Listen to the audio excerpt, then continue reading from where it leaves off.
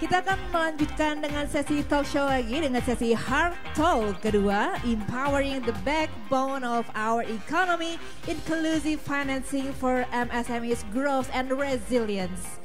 Sesi ini akan dipandu oleh Wakil Bendahara II, Ibu Krisma Albanjar. Izinkan saya untuk membacakan profil beliau secara singkat. Ibu Krisma Albanjar saat ini menjabat sebagai Wakil Bendahara II di Asosiasi Fintech Indonesia atau AFTEC, serta Komisaris di Dana Indonesia. Beliau menyelesaikan pendidikan master pada bidang radio and television di San Francisco State University dan sarjana pada bidang hubungan internasional pada Universitas Airlangga. Kita sambut bersama Ibu Krisma Albanjar. The stage is yours.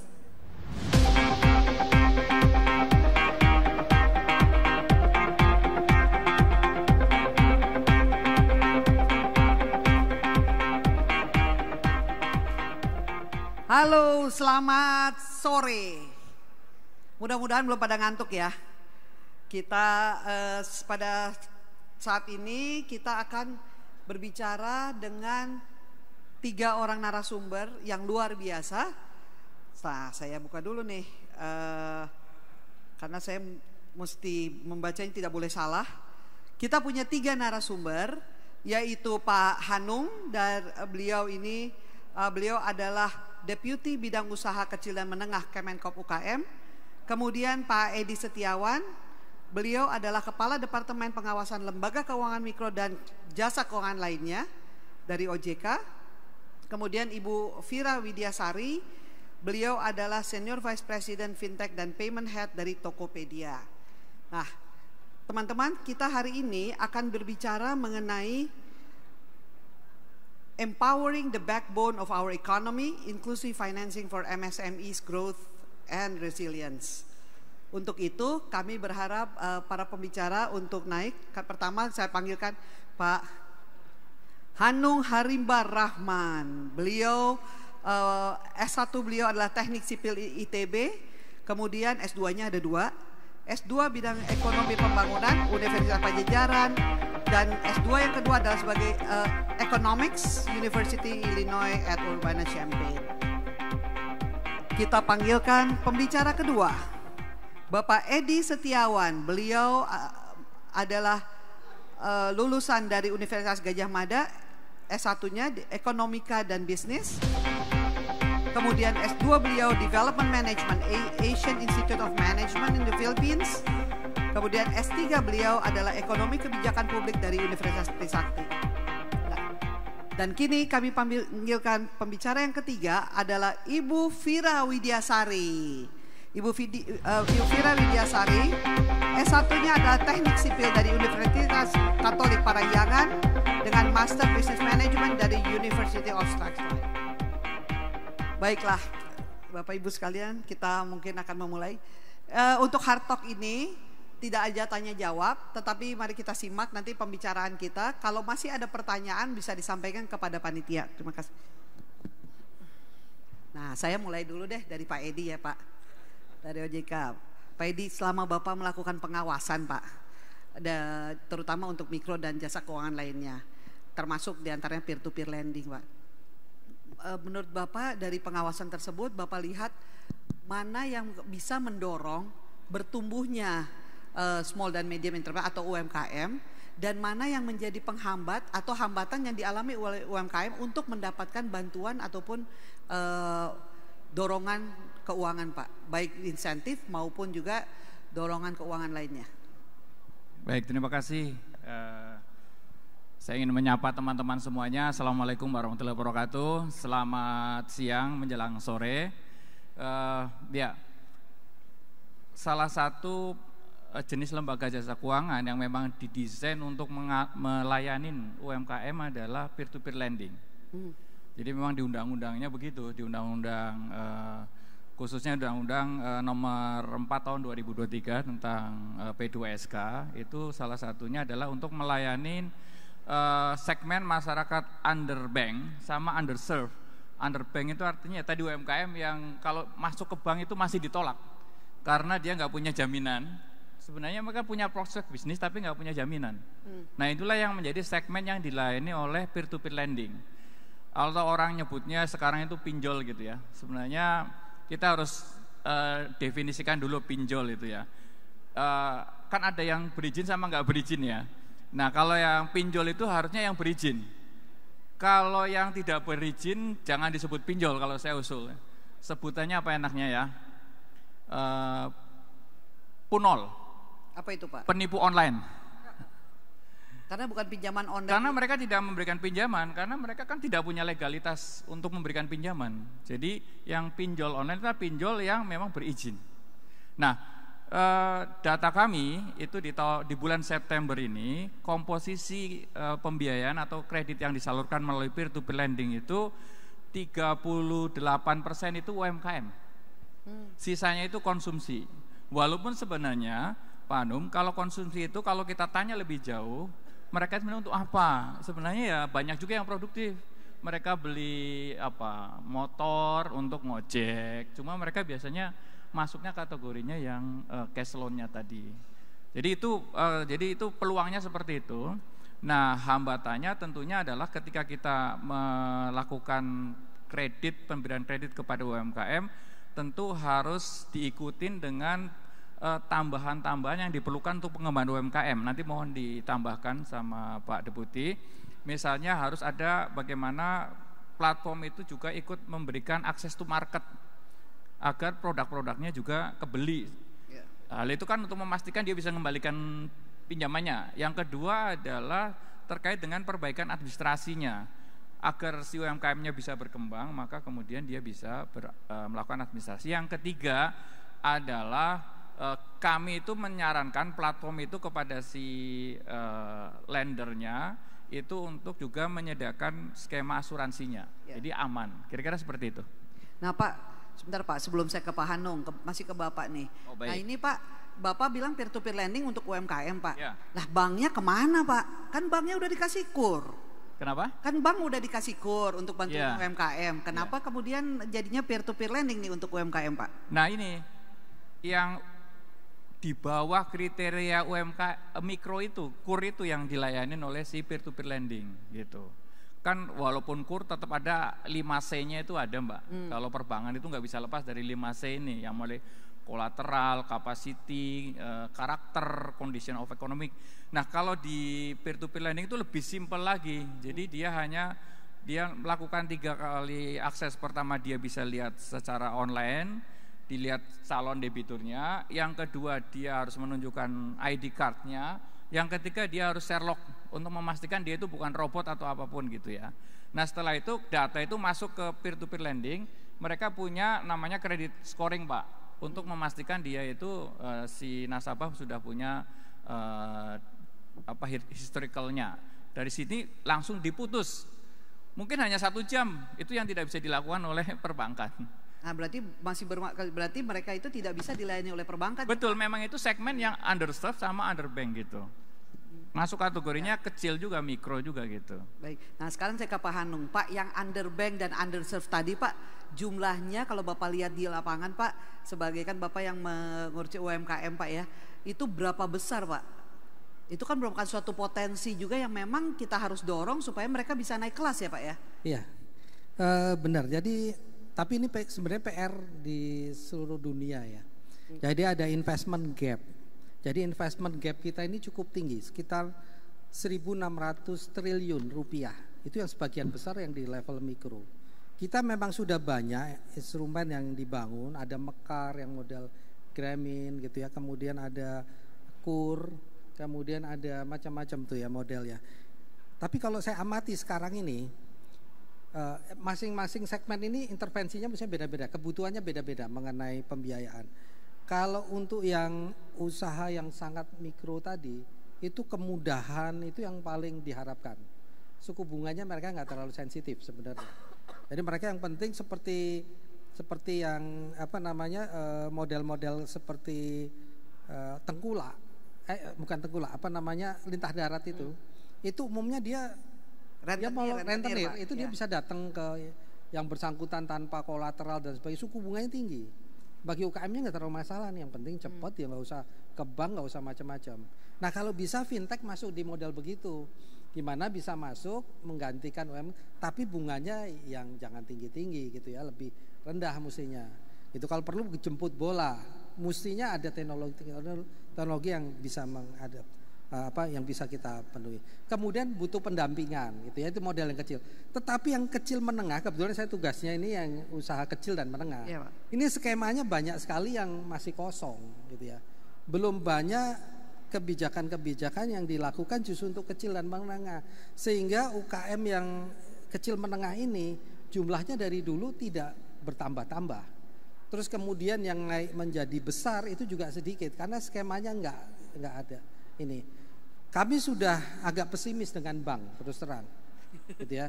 Dengan berbagai program ini kami pesimis dengan bank. Beberapa UKM yang kita anggap cukup baik itu ternyata dari kacamata bank nggak layak untuk dibiayai, gitu ya.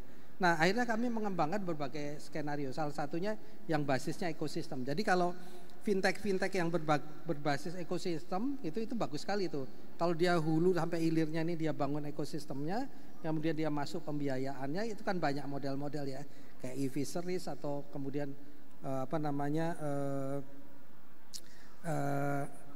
fish on dan sebagainya. Itu mereka membangun ekosistem digital, kemudian ada pembiayaannya dan pembiayaannya bisa kombinasi. Itu kita sangat berharap yang hulu.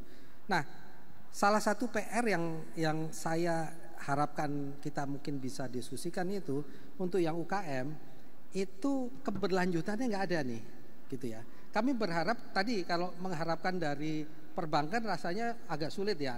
Perbankan itu butuh kolateral dan sebagainya. Sementara UMKM ini banyak di sektor yang sektor kreatif yang nggak punya kolateral. Nah, dan tapi prospeknya bagus, gitu ya, prospeknya bagus. Nah ini lebih cocok dengan fintech gitu ya, karena dia lihat prospek. Yang kemudian kita harapkan dilanjutkan di pasar modal.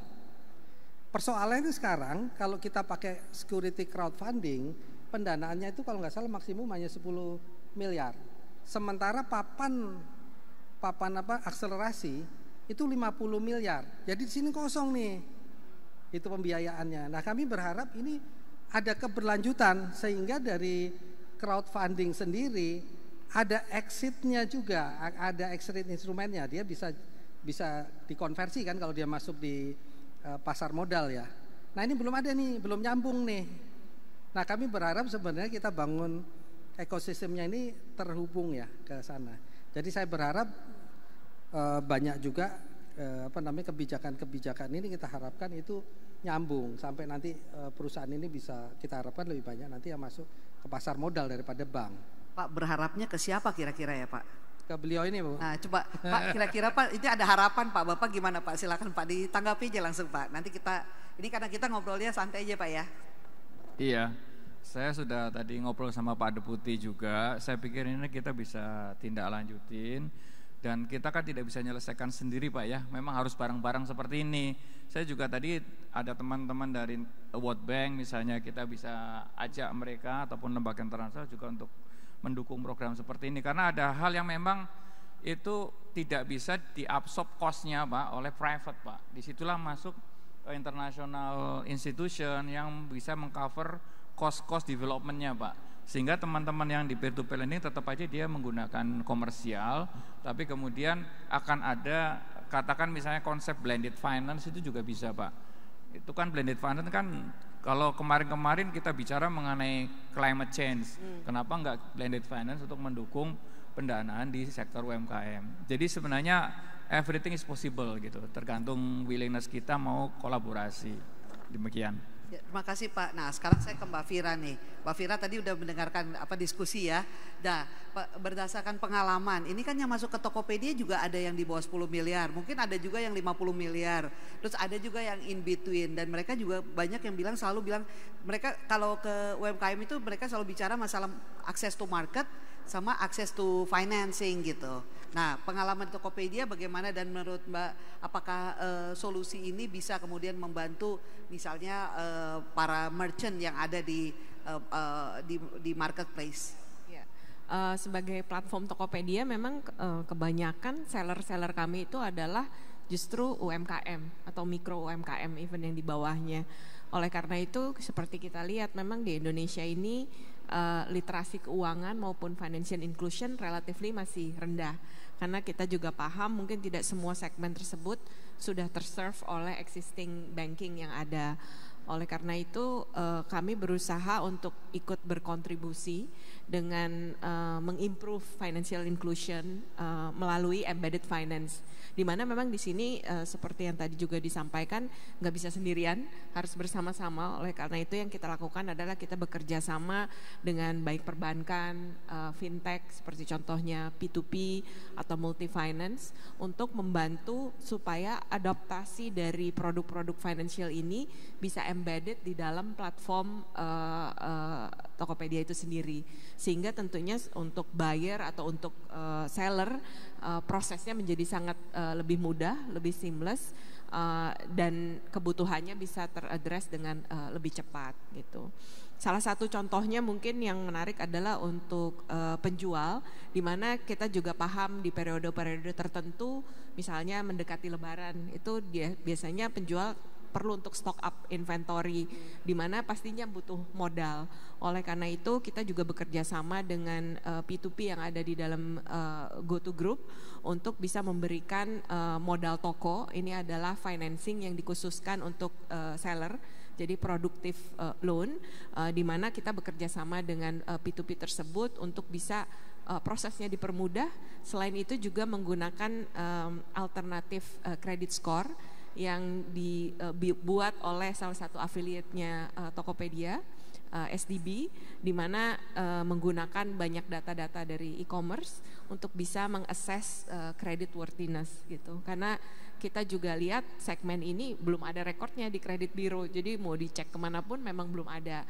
Tapi karena ada history penjualannya di Tokopedia, kita memberikan ini sebagai salah satu tambahan untuk proses underwriting, sehingga prudensi dari memberikan kredit tetap bisa berjalan, tapi juga kita bisa mengadres isu di mana tidak banyak data untuk tahu credit worthiness dari penjual tersebut. Itu mungkin salah satu contohnya. Itu keuntungannya kalau di e-commerce ya. Iya.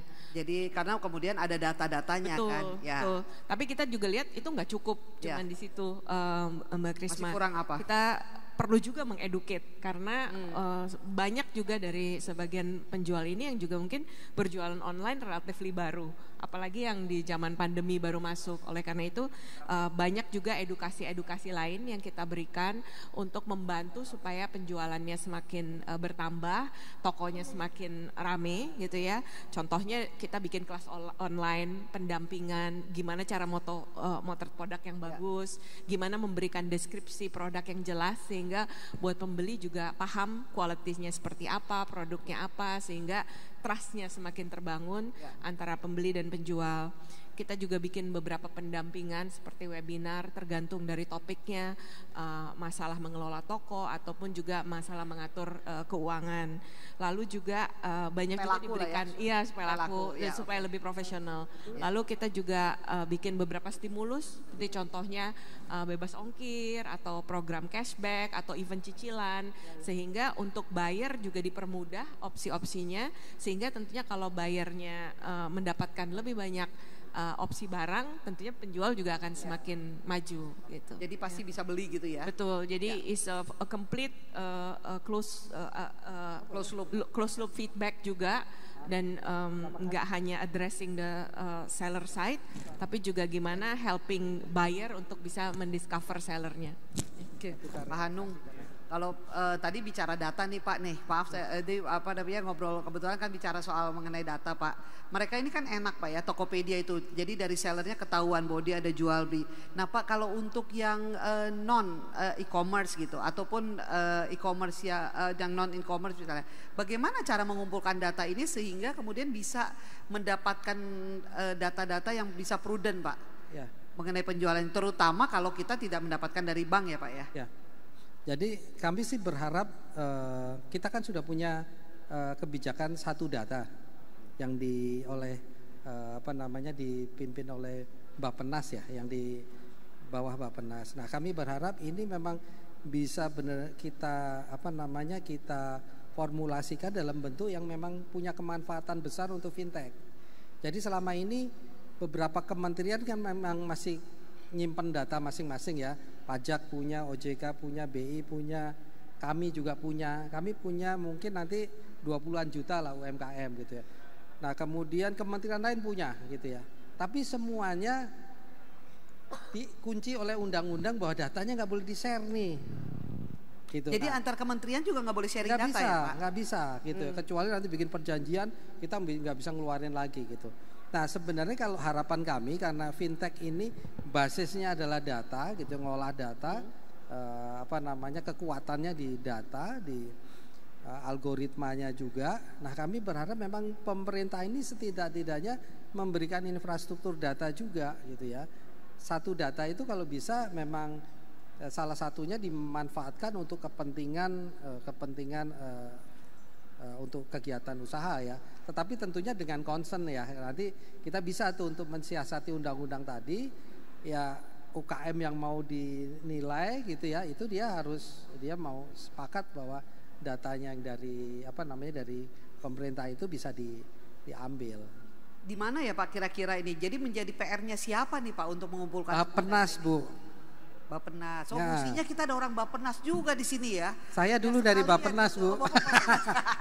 Tapi nanti kantor Bapak yang dulu gitu ya Pak ya. kapan kita ajak kita bicara bareng dengan Bappenas ya untuk memecahkan masalah ini, karena saya pikir ini penting. Pemerintah juga menyediakanlah infrastruktur data dasar, paling enggak ya, data dasar itu bisa kita pakai gitu. Karena datanya cukup kaya, seperti data yang dimiliki oleh Kemenkop itu datanya cukup detail.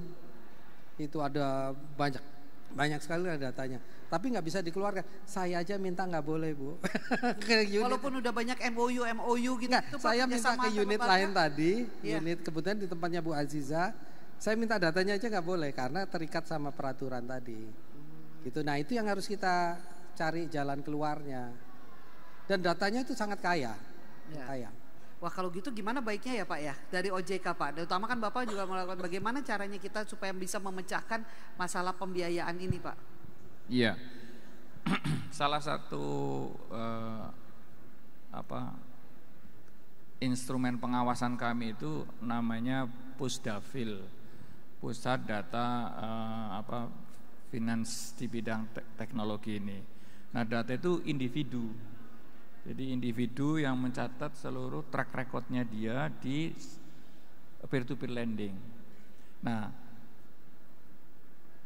platform ini sudah kita gunakan untuk pengawasan. Nah, nantinya ke depannya Pusdafil ini kita juga kembangkan bisa dipakai oleh platform, termasuk juga masyarakat kayak Slick ya. Sementara ini kita masih belum terhubung dengan Slick. Jadi memang ada juga yang mengatakan jangan dihubungkan dulu deh, nanti malah semakin tidak dapat akses ke orang kecil-kecil ini kalau sudah ada di datanya Slick. Maka kami tahun depan itu penyempurnaan dari Pusdafil ini sendiri untuk kepentingan pengawasan. Nah tahun berikutnya kita harapkan platform sudah bisa pakai Pak. Jadi data terkait dengan siapa orang tadi itu, pinjamnya berapa, itu sudah ada. Nah dari awal ini bisa kita kembangkan untuk untuk pengembangan tadi profil dari UMKM sendiri gitu. Kira-kira seperti itu ya Pak ya. Kalau kredit scoring gimana Pak? Kan kalau kita di fintech itu kan ada innovative credit scoring. Kan selama ini kredit scoring itu kan hanya dimiliki oleh perbankan kan gitu. Nah kalau di Tokopedia kan juga kalau nggak salah Tokoskor ya? Betul. Yang itu ya. Misalnya kan karena dari data-data Tokopedia bisa di scoring ya Bu ya, betul ya. Betul. Dan itu juga sebetulnya kita melalui affiliated yang juga didukung oleh OJK bernama SDB yang sekarang ini kita sudah sandbox. Jadi sekarang dalam proses untuk bisa lulus sandbox dan juga bisa nantinya insya Allah bisa mendapatkan license. Di sini yang kita lakukan adalah memang kita turn marketplace data into the 3-digit score yang nantinya bisa digunakan juga tidak hanya untuk use cases di dalam GoTo Group, tapi juga sekarang sudah digunakan oleh bank, P2P maupun multi finance untuk membantu melakukan initial credit assessment. Jadi memang tidak akan menghilangkan proses di dalam financial service karena memang itu kewajibannya sesuai dengan aturan dari OJK, tapi ini bisa membantu untuk initial assessment atau assessment tambahan khususnya untuk segmen-segmen yang memang belum ada di dalam kredit biro gitu. Nah, itu gimana Pak? Mungkin pandangan dari OJK gimana Pak? Karena saya tahu bahwa ini bisa menjadi satu jembatan ya Pak Hanung ya. Mungkin gimana Pak dari Pak Edi? Iya, jadi memang ini pusat-pusat data ini memang harus dikomunikasikan gitu Pak. Contoh lain ya, ini kan marketplace itu ratusan juta pengguna kan, itu big data luar biasa sekali. Kemudian ada lagi kita di BPJS Pak. BPJS itu kan kaya sekali datanya Pak, terutama BPJS kesehatan, tenaga kerja. Kalau kesehatan kan sudah 95% itu Pak. Kalau tenaga kerja masih belum ya, tapi kalau kesehatan itu sudah 95%. Itu untuk kepentingan bisnis asuransi itu kalau bisa backbone-nya ini diketemukan itu luar biasa sekali. Akan menjadikan pricing itu lebih presisi. Misalnya gini, orang yang kena diare itu sebenarnya harusnya biaya asuransinya berapa? Kalau sekarang kan masih ngarang-ngarang itu, sama semuanya, mau sakit diare, mau sakit jantung mungkin, padahal kan nggak bisa, harus lebih presisi gitu, sehingga lebih fair kepada si penerima. Termasuk tadi ke UMKM juga kalau datanya kita bisa peroleh, misalnya tadi bagaimana behaviornya di Tokopedia gitu ya, kemudian bisa dipakai untuk pengambilan keputusan kami yang ada di peer-to-peer lending misalnya, itu luar biasa. Tapi memang ini kayaknya perlu sering diskusi dulu sampai kemudian kesepakatan tadi, kayak konteks di teknologi kan ada interoperability, itu kan proses kesananya itu nggak gampang kan Bu ya, sampai ke titik itu aja nggak gampang. Nah ini juga data seperti ini juga kan masalah data security tadi yang disampaikan Pak Deputi tadi juga kan penting sekali, jangan sampai kan ada perlindungan data, ya kan, itu undang-undang perlindungan data itu menjadi penting. Demikian. Ya. Saya boleh nambah sedikit. Silakan Pak Hanung. Jadi salah satunya juga kita kebetulan Pak Menteri ini minta kami menyiapkan mengenai master plan untuk untuk usulan lah, master plan mengenai transformasi digital dan juga regulasi-regulasinya gitu ya. Nah salah satu yang kalau kita lihat belajar dari beberapa negara lain itu ada kewajiban dari dari platform-platform itu untuk sharing data loh. Jadi misalnya Google dan sebagainya itu ada kewajiban di beberapa negara, mereka wajib sharing data.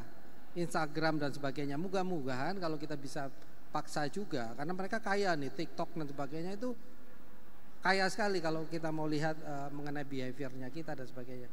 Jadi kita harapkan kalau nanti ini kita bisa konsepkan, jadi tidak hanya kementerian, tidak hanya ini, tetapi institusi-institusi yang internasional tadi yang beroperasi di kita punya kewajiban sharing data yang dia dapat di negara ini, karena data itu milik kita sebenarnya, gitu ya, miliknya negara ini karena diperoleh dari negara kita. Nah kita mau bikin, kita harapkan ini regulasinya mudah-mudahan bisa kita usulkan gitu. Dan itu saya pikir penting nanti untuk perkembangan fintech di Indonesia. Nah Mbak, kalau misalnya diminta sharing data seperti tadi ya gitu, nah itu kira-kira tanggapannya kita tanya aja Pak ya, langsung Pak, ini tanggapannya gimana nih sebelum sebelum keluar itu nanti Rot. Karena memang kita sangat didukung oleh OJK, kemudian terima kasih atas dukungannya selama ini untuk melakukan sandbox. Jadi sekarang ini kita dalam proses untuk bisa sandboxnya bisa graduate dan tentunya nanti diharapkan bisa Udah.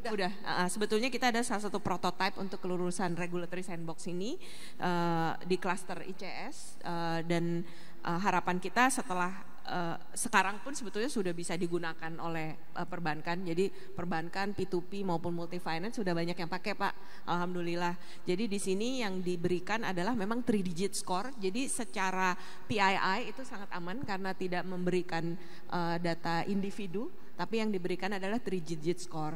Dan yang dilakukan sebelum menentukan cut off-nya adalah dilakukan POC. Jadi kami sangat terbuka untuk melakukan POC. Sekarang ini udah banyak sekali bank maupun P2P dan multi finance yang melakukan POC supaya ketemu nih cut off yang tepat untuk risk appetite saya tuh di angka sekian. Berarti ini skornya ya? Betul. Nah, tapi tadi Pak Hanung tadi bicara mengenai data sharing. Ya. Nah, kalau misalnya yang bisa di-sharing nih, nanti misalnya diminta sama Pak Hanung, Tokopedia coba sharing dong data yang mana sih yang boleh di-sharing ke pemerintah? Scoringnya itu sih sebetulnya. Scoringnya katanya Pak. Iya. Nah, Karena rambunya ini yang mesti sekarang dibicarakan sesudah ini nih kita kayaknya Pak. bisa lakukan adalah melakukan sharingnya dari sisi skor. Tentunya setelah memang ada kebutuhan untuk misalnya ada lender yang memberikan pinjaman dan mau mengecek creditworthiness dari borrowernya, sebetulnya prosesnya mirip seperti Pusdafil atau Slick sekarang lah ya, mungkin seperti Slick sekarang. Jadi dikirimkan datanya, dikeluarkan skornya, semua credit decision tetap balik kepada financial service gitu. Tapi kan skornya bisa beda-beda Mbak. Nanti kan ada 17 Pak sekarang. Ada 17 innovative credit score anggota kami Pak ya. Tapi yang masuk ke di sandbox ada 17 innovative credit scoring. Nah ini skornya sama apa beda untuk suatu kondisi yang sama kita belum tahu nih. Nah itu Pak katanya Pak tadi skornya aja Pak yang bisa di sharing Pak. Ya, nanti itu kita detailnya kan kita bisa diskusikan lebih lanjut ya. Bagaimana nanti mekanismenya kalau data itu bisa dipertukarkan ya, itu nanti gimana. Karena data itu kalau di keep masing-masing nggak ada gunanya juga gitu ya. Kalau kita bisa sharing itu mungkin bisa lebih banyak manfaatnya, tapi nanti mengenai transaksinya bagaimana itu mungkin harus diatur gitu tanahnya. Nah kemudian ya ini kan kalau scoringnya aja kita ambil seperti survei-survei yang ada sekarang kan. Oke, survei-survei presiden itu kan juga bisa yang ini menang, yang itu sama macam-macam. Jadi data yang dasarnya itu tetap tentunya kita pasti ada yang butuh gitu. Ya harus ada standarisasi juga kayaknya Pak skor ini ya. Jangan sampai di skornya 8 di tempat lain 6 ternyata ukurannya beda-beda. Nah itu gimana Pak kalau dari OJK Pak? Bisa dibikin link ke credit loss. Pendapat Bapak gimana Pak? Seperti di industri. Iya, jadi kan sebenarnya di internasional sudah ada lembaga rating, misalnya ada Moody's, ya kan, terus apa lagi itu, Standard & Poor's, ya. Masing-masing institusi boleh menggunakan apapun itu, yang penting disclosure metodologinya, ya metodologinya harus konsisten itu saja. Memang agak susah kalau kemudian kita mengharuskan, katakan ada 17 tadi disamain, kalau samain terus what the difference kan agak susah juga. Jadi yang penting adalah bagi si pengguna user itu tahu bahwa metodologi keluar angka 18 di sini dengan kenapa di sana 19 kok di sini 18 misalnya rating ininya ya si debiturnya misalnya karena memang metodologinya seperti ini. Iya, jadi itu yang penting Pak. Nggak bisa kita menyuruh sama karena memang itulah jualan mereka gitu yang membedakan itu. Misalnya ada unsur ESG-nya misalnya environmental social governance misalnya. Pasti akan nilainya tidak sama dengan yang tidak menggunakan ESG score gitu. Akhirnya ratingnya tidak sama.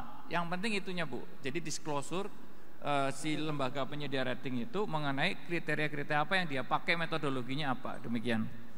Menarik Pak. Berarti nanti di sandbox itu memang itu PR juga tuh Pak nanti. PR di OJK ya Pak ya untuk kemudian melihat rating ini karena kemudian bisa dimanfaatkan oleh Pak Hanung dan teman-teman di UKM. Oke Pak. Bahkan kalau boleh izin Bu nambahkan biar diskusi.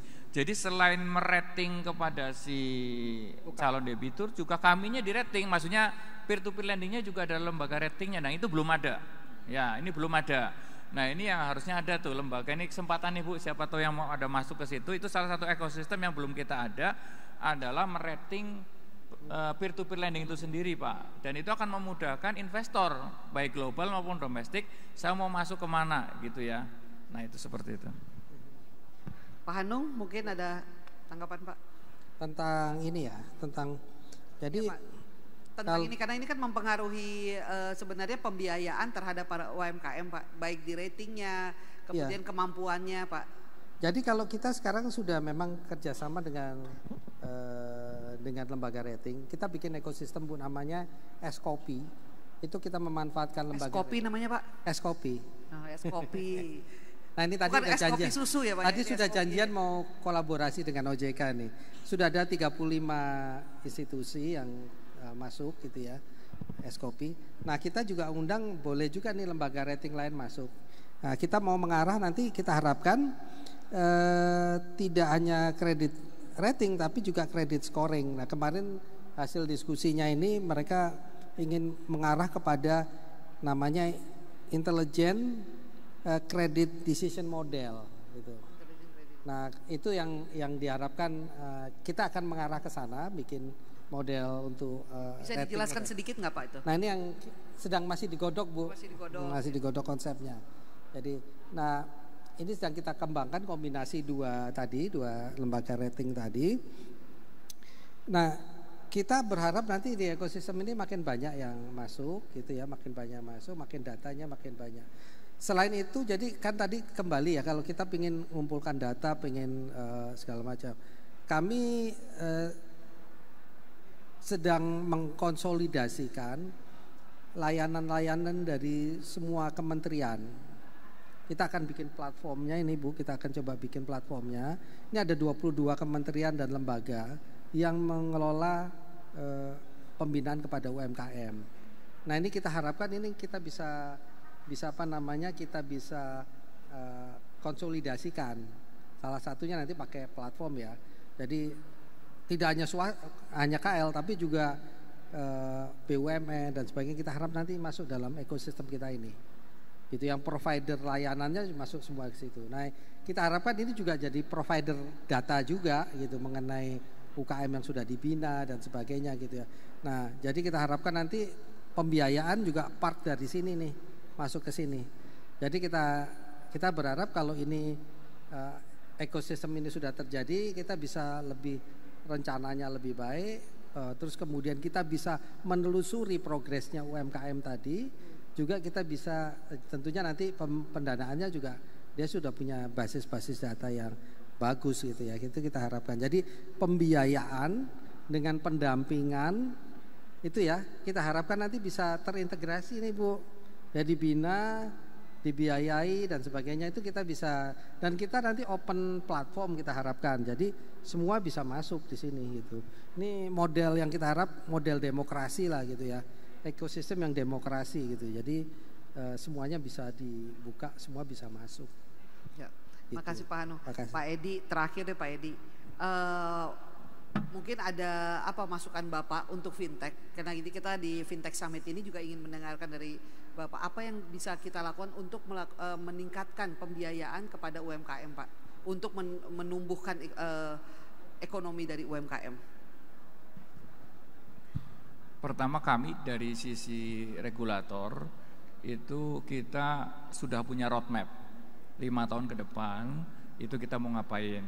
Nah, di 2 tahun pertama kita fokus pada penguatan industri dulu. Jadi dari sisi permodalannya kita kuatkan, dari sisi manajemen risikonya kita kuatkan, dari sisi SDM-nya kita kuatkan, dengan IT manajemennya juga kita kuatkan. Nah, setelah itu baru kemudian kita masuk ke tahap kedua, di mana mengubah porsi dari kredit konsumtif menjadi kredit produktif. Porsinya diperbesar di kredit produktif dengan memberi insentif, kita kasih selling price-nya itu lebih murah untuk orang-orang yang mau mendapatkan jasa peer-to-peer lending itu kalau sektornya produktif. Tapi tetap dengan pricing yang affordable untuk si investor. Kita nggak bisa juga mendukung yang kredit murah, tapi investornya nggak ada yang tertarik Pak, kan nggak ketemu juga. Jadi harus ada di titik tengah. Kemudian juga kita melakukan penguatan dari si platform itu untuk mereka berani masuk ke segmen UMKM lebih besar lagi. Makanya kami sudah ini rembukan awal dengan Pak Deputi, ayo kita sama-sama mengenalkan UMKM ini kepada platform, sehingga istilahnya tak kenal tak sayang itu akan benar-benar ada. Semakin mereka kenal, saya yakin mereka akan berani lagi masuk ke sana. Termasuk tadi Pak Deputi sudah bilang ada membangun ekosistem, tentu mereka akan lebih berani lagi. Kira-kira itu Bu. Terima kasih. Terima kasih Pak Edi, terima kasih Pak Handong dan juga Mbak Fira atas kehadirannya di Indonesian Fintech Summit. Mudah-mudahan Pak di Indonesia Fintech Summit tahun depan kita udah bisa dipaparkan hasilnya Pak. Sehingga dan kita akan bantu sosialisasi juga Pak, supaya tahun depan itu kita sudah bisa lihat bahwa apa yang kita diskusikan ini ada hasilnya Pak ya tahun depan ya. Betul. Baik, terima kasih Bapak Ibu sekalian. Demikianlah percakapan kita. Terima kasih kembali kepada Pak Edi, Pak Hanung, dan juga Ibu Fira. Terima kasih. Saya kembalikan kepada MC. Baik, kita berikan tepuk tangan yang meriah untuk Heart Talk kedua yang dimoderasi oleh Ibu Krisma Albanjar. Tak lupa kami juga ucapkan terima kasih pada seluruh panelis Heart Talk kedua, Bapak Hanung Harimba Rahman, Bapak Edi Setiawan, dan juga Ibu Fira Widiasari untuk sesi diskusi yang sangat insightful.